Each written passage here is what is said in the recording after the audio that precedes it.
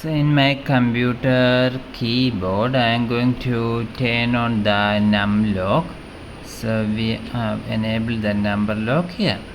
And now you can see I am going to open Microsoft Word in my Windows computer.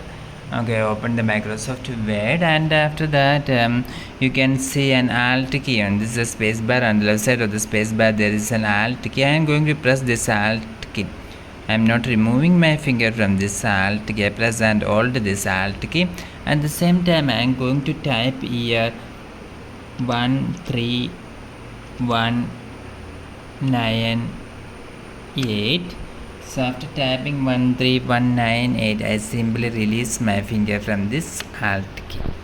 So you can see here the milligram symbol mg have been arrived here. So you can add some milligrams before that. So we have created this symbol using keyboard shortcut method. Hope this video is useful. For more videos you can subscribe. Thank you.